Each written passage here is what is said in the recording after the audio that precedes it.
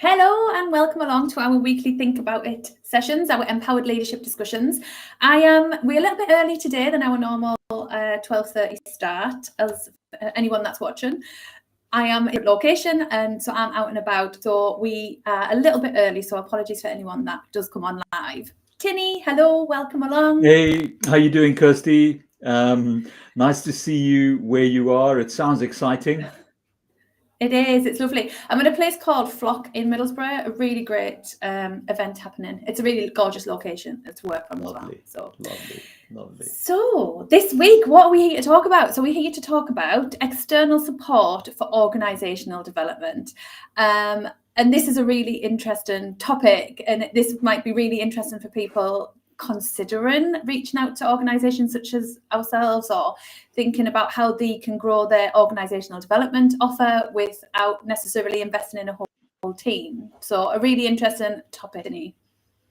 Yeah, it's and sometimes it's stakeholders just tell HR, oh, we need to change this or we need to change that, and maybe not offering substantial reasons for it, and then it's up to the HR team or organizational development team to then go out and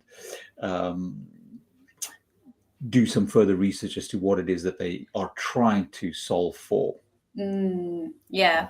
So let's start with, I suppose, let's summarize the conversation today of what kind of outsource stuff, because people might be sitting thinking, well, what does organizational development outsource even look like? What's available? Let's talk around the challenges of that and also the benefits, so people can have an idea of, actually, is this something that they can explore or want to explore, or is it actually not really right for them? So let's start at the top. Like, what are we talking about when we're talking about external support for development? What could that look like? So sometimes we once we go into an exploratory phase for something, what we started out trying to fix doesn't end up being the thing that we're trying to fix, because of the discussion that we've had and the exchange of ideas. And so what an external business would offer you is kind of fresh insights into what's going on. They might explore with you in the exchange of ideas discussion session, what it is that we're really trying to solve for. It's also coming in and embedding an already existing skill that's you've tried loosely to kind of do an internal training program for, and then the external business comes in and gives you just a different external perspective on that already existing skill set. Or the third thing potentially is for them to plug a quick hole from a resource perspective, just a rollout of some learning and development initiatives that need to be created for an online program, or things like that. And so there's a broad scope of what people come in, and then you go into the systems piece and transformational pieces, and those are other plug-in areas. It is really, really vast what people might, but it's all around people strategy, people development. So that could be, so if we think about just what we offer, and this is just us sharing what we do, there's loads of providers out there. We're not saying we're the only one or we're the right one, but just as an offer up. So we do kind of leadership academy. So for people who don't have their own in-house leadership team, people stepping into management, or some team dynamics. Have you got a team that you need to be more engaged, increase performance or achieve something, or coaching accreditation? You actually want some leadership coaching. You might want to work on the vision and mission, like anything really kind of organizational development, you can outsource, can't you? Like, it's really vast. And that might be, like you say, a quick in and out. You're going to support them delivering something really short term, or you might take them through a program that might be a number of weeks or months, or it might actually be a really long-term partnership where it is 12 months plus, where you're actually helping them deliver their L&D offer or their whole people strategy goal. It's like so vast, isn't it? It is, and we're all about the trusted partnerships and how we embed that long-term relationship. And because of the experience you and I have and the pool of coaches that we can as support for the business that we're in, there are loads of areas that we cover from a learning and development, people development, and hard skills development perspective. And I call it hard skills because emotional intelligence, clear communication, bringing great energy is not an easy thing to do. And so how do we help people bring that to the whole organizational development space that you want to, because everybody wants to make the world of work better. I hope they do, because we do. That's our aim, right? That's our intent. So let's explore some challenges, right? Because people listening, they might not know what they need. They might not know where to even start. So the challenges that we kind of come across with people outsourcing this kind of service, where would you go with that? So understand that if someone offers you off-the-shelf piece of work, how are you going to ensure the alignment to your culture, to your people, to what it is you're actually trying to fix? So I'd say just be wary, but make sure that it's almost like an upside down triangle. The delivery piece is at the pointy bit. That's the last piece that you think of. The first piece that you think of is the analysis of what it is that I'm really trying to fix and where I'm going with this. And when this is done in 3 months, 6 months, 18 months, what is the trajectory or orientation of the people in the business look like? And have a clear picture of what that is that you want. And it's almost start with the end in mind. Yeah, and I think that's really, really important, because sometimes, and well, most of the time, people don't know what they need to achieve that final goal or that final vision or what they want. They might have a vague idea, but they might not. And this is where what I thought the biggest challenge, I think, is finding a quality provider and a trusted provider. Like you say, if you're getting an off-the-shelf product, you that's not going to fit your business. Ideally, that's not going to be the perfect fit. So actually having someone that is you can trust, you can rely on, and you know that initial analysis is going to give you something that's truly bespoke and unique to you.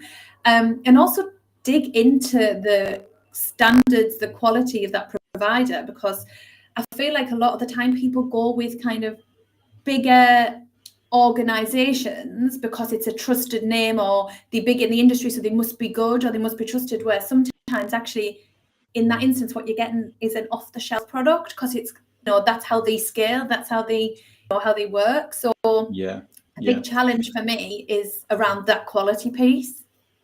I agree 100%.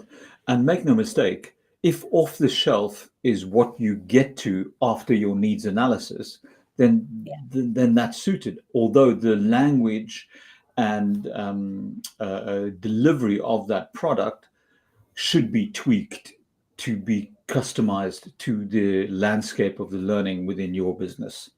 And so there is going to be a tweak of some sort, whether it's off the shelf or newly created product that is being delivered in that space.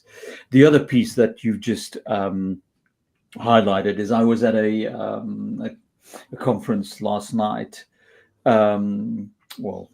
mid-evening, and it's people want focused premium experiences that offer them the uniqueness for what it is that they're trying to solve. And even if it's for small teams to grow into bigger teams, to grow into, for the business to go globally, it's that whole unique experience that's relevant for them in particular.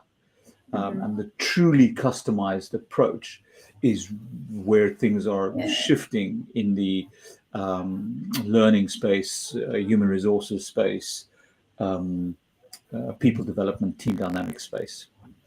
And I think I know this is a topic on its own, but just to kind of drop it in, I think with obviously the evolution of AI, many people rely on AI to do a lot of these tasks, but actually what people are actually wanting is people interaction and nurturing and people application, isn't it? Like that's the trend and the feedback of what we get. So whilst AI can take away the transactional, the process, the automation piece, the real kind of key to transformation, people are still wanting that people input, aren't they? Yes, and so I am so thrilled about AI, and I love artificial intelligence, and I'm embracing it with everything I've got, in the sense that it's offering so much information, and the skill, and our AI as humans, you and I bang on this every day, Kirsty, and I'm sorry, the application and impact of learning. Us as humans and as facilitators and as leaders in business are all about our own personal AI, the application and impact of learning. And how are we creating the pull through? And it's all about the translating the data and information that you receive related to a particular situation, creating the bridge into the real life activity of that, so that it works for that business specifically. So it's our application and impact is narrowing down all the data supplied by AI to make it relevant for that specific engagement. And I love that space. I love playing there. And I think, like, we went to a conference last week and it was so heavy AI software, like HR, L&D, it was all AI focused. And that is where the world's going. And we on that curve, we happy to ride it. But I think the importance is, what are the elements that we can rely and use that to enhance actual in-person application transformation, isn't it? And so anyone that's talking to providers or thinking of outsourcing this, if you're thinking that's great, I can just get this all digitalized, we can get AI to do it, it's like, just think twice around how far you want that to go. Because there will be an impact on the interaction and the development of the person long term, I think. And it's the value that you bring that then builds the loyalty. And that's the trajectory that we're on at the minute. And make no mistake, AI is going to start doing stuff that are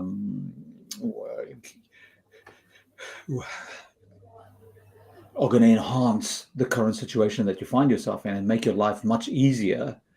But there are definitely areas where AI won't be able to do the translation piece of the actual application and impact of what it is I'm learning and how I'm making a difference, so that I actually transform this organization, or I can make the team dynamics a great experience for my team, or the whole HR department productivity increases because they move from comply to commit.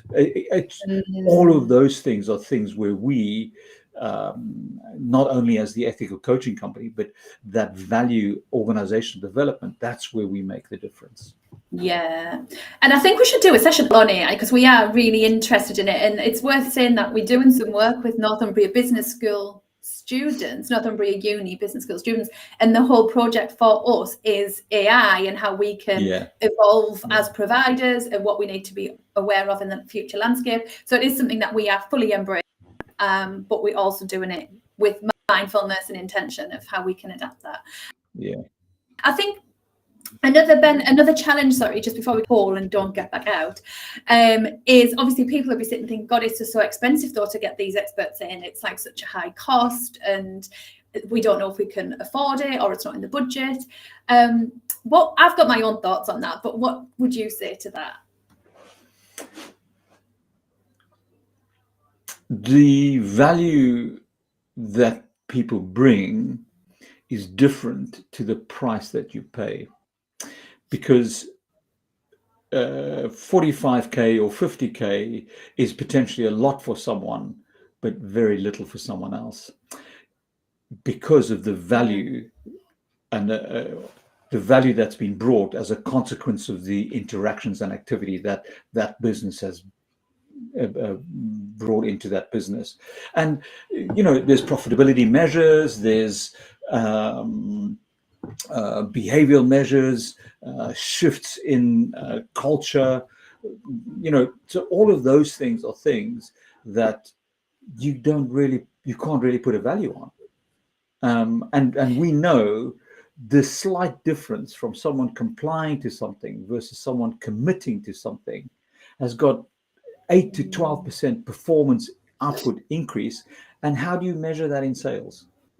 Or how do you measure that in finance or in the legal team? It's an interesting debate. It's difficult. It is. It absolutely is. And we know ourselves that return on investment for doing this kind of work. And I was looking at some stats in one of the Gallup reports yesterday, and it was like, engaged employees, companies that have engaged employees see something like, I think it was a 23% increase, I think, in the bottom line versus not. And 23% on your bottom line, that's a lot, right? Like, where else are you going to get that kind of return? And you're right, when people see it as a figure, and don't get me wrong, like, it can start from as little as a few thousand. It doesn't have to be the 40K kind of big project. But like, it's looking at that return, looking at what you want to achieve with your people. And we know that your people are your biggest asset. So looking after them, investing in them, you're going to get the biggest return. And around that expense and the cost and the challenge, my kind of take on it is, yes, you're going to get the return on your people. You're investing in your people. You're going to get an engaged, high-performing, committed workforce. Like, that in itself brings a return. But also, by outsourcing, you're getting expertise, and you're getting people who you don't have to recruit in-house. You don't have to train in-house. You don't have to pay for them to keep on top of their field of expertise. You are paying for a short snapshot of, bring your expertise in, deliver this, and then leave again. And I almost feel like it's as a long-term business. Actually, and they're going to come in and they're going to help us achieve these goals. That's going to be the bottom line, and then they're going to exit, and we can bring them back in as and when we need them. We can turn them up and down. And I always feel like that's a much better way to look at the investment than, because if you were to bring them in-house and have to have a whole team of people who are experts, whilst that's incredible, and some big organisations might have access to that kind of fund and resource and capacity, most don't. So it gives you the opportunity as a business to access really great high-end that can come and have an incredible impact in your organisation, I think, is my take on that. And don't be afraid to have that money discussion in the strategic needs analysis session right up front.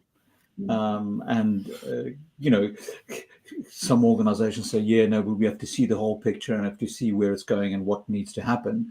But you can already break down certain elements that need to be provided based on a certain needs analysis that you're making, or a pain point that you're trying to fix. You can offer a ballpark figure and work around that and look at what some of the mentoring or coaching at the back end of that helps with the embedding of the learning, and how we're going to measure that. And businesses that are paying the bills also need to take the responsibility to create the opportunities for application. So it's a two-way street. It's the pushing of information and offering a great outcome and bring great value to the work that you're delivering.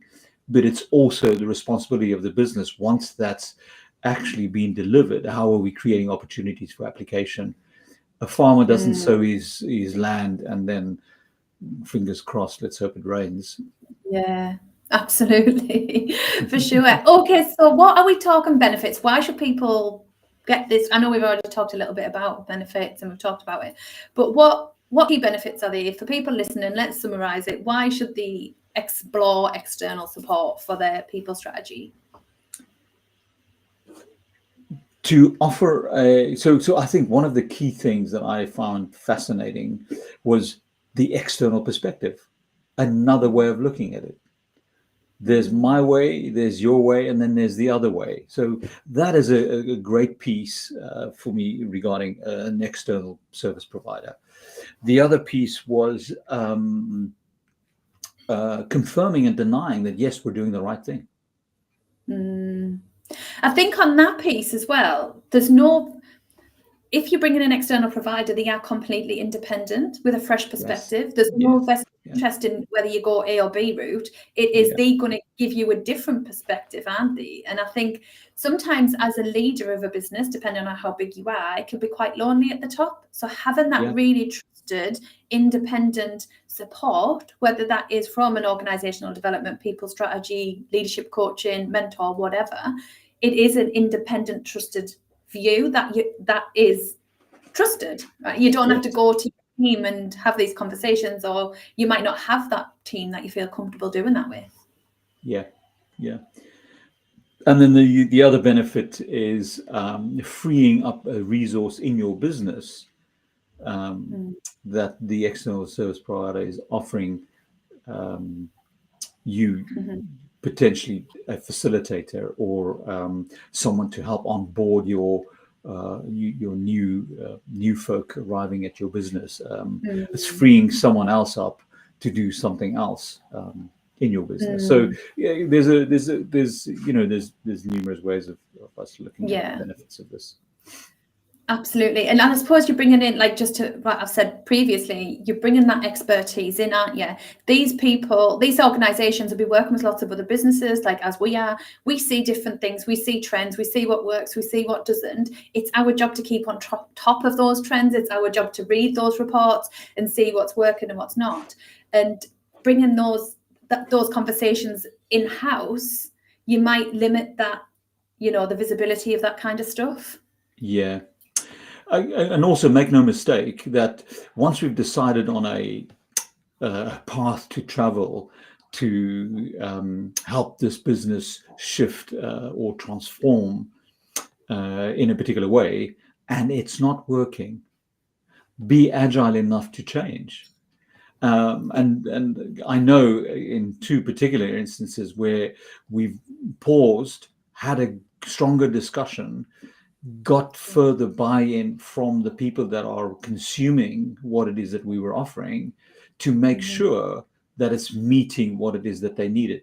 And we just had to make 3 or 4 minor changes in some of the content that we were providing, and it then flourished. So it's keep your finger on the pulse and make sure that if you're seeing something's not happening, make sure that you pivot and change and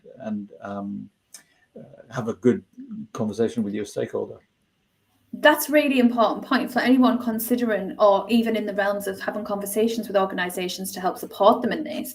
Explore, what does that connection look like? What does that, that customer service look like? How accessible are their coaches? Are their management? Are their leadership team? Like, what does that look like? Because you need someone to support you, have the finger on the pulse of what you're delivering. And if it's not working, there needs to be room for movement. And I know that's what we build in as standard for everything we do, because we really closely collaborate with our clients. But if for anyone that's having conversations, I would really explore that with people, just to kind of, you're setting your expectations of what if this doesn't deliver, what if I don't get the results, what support is available, how can we adapt, what does that look like? Yeah. And for you, and I'm sure there's some service providers also listening to this, if you as a service provider feel that you are now just a tick box for HR or learning and development or the CEO, and you coming in and you're delivering a piece of work, potentially a lunch and learn or an onboarding piece, and it's just a tick box exercise so that they can say at the end of the year, we've done that, have the discussion, because that's not bringing value. That's just offering off-the-shelf piece of work that is giving you money at the end of the month, but it's not adding value to the business.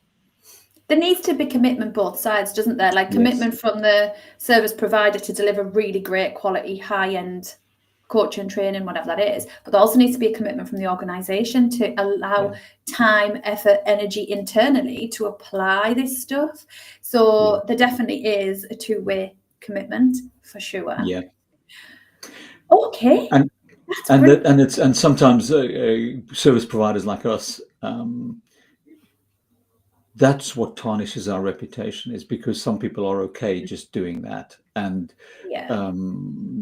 then people walk away from that and say, oh, they didn't bring any value. And so yes, we don't want someone to come in and do the organizational development because they're not doing that. But I'm not only passionate, it's a non-negotiable for me if people don't want to have a strategic discussion about what it is that we're trying to do.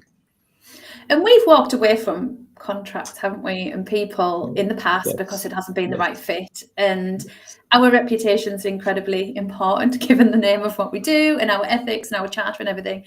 It is important that there is a like-minded match, and that's important for both parties. It's not just an exchange of money, it's an exchange of everything else that comes with it, isn't it? And reputation is one of those things.